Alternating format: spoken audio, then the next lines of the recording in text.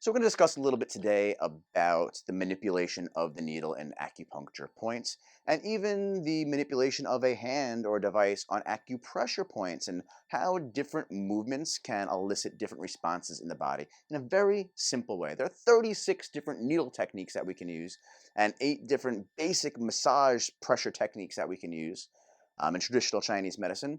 So, I'm not going to go into all the specifics of each one of them. What I am going to do today is give you 3 different variations of how the acupuncture needle is used and how sensation and manipulation can change what the treatment protocol and results are.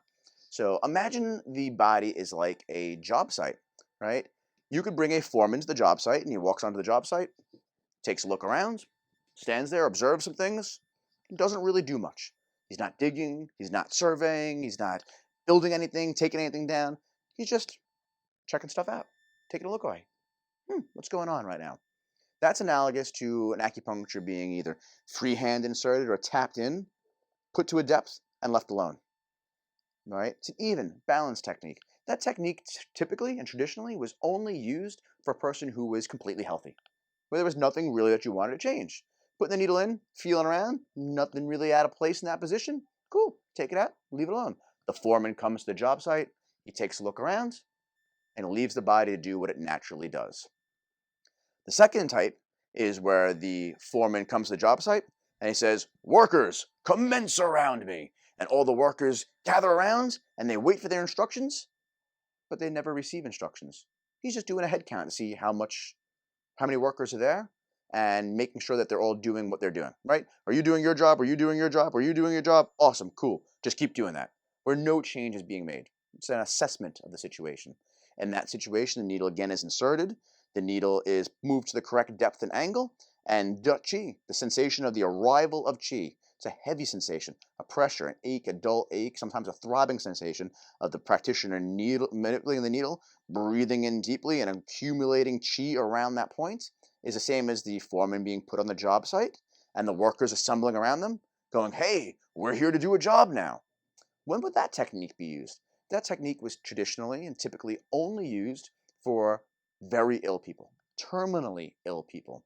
In a case that little Miss McGillicuddy, she's waiting for her young son Billy to come and say goodbye, right? And she's got 1 unit of chi in her head, one in her heart, and one in her lungs. And if you were to take any one of those 3 units of chi left and move it to her kidney or her spleen or her stomach, she wouldn't be able to be there anymore. She'd terminate. She'd pass away, right? Because the person is so frail, so feeble. We don't want to change anything. We just want to keep everything in its last couple moments, so the rest of the family can come and say their goodbyes, clear their balances, and make things right. Right. So that technique is only used typically when somebody is terminally ill, and you're just trying to extend a little bit more time so that everybody can have their farewells and clear their balances with each other.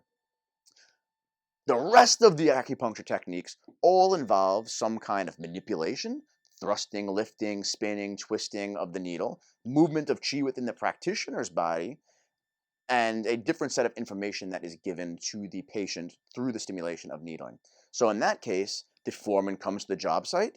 He says, "Workers, commence around me." And they all convene around him. They all sit around. And he says, "You guys, go this way. You guys, do some stuff over here. And you guys, blow this area out." Right? Different movements of the instructions that he's giving. Scatter this stuff over here. Dig a hole deeper over here. And lift this up over here.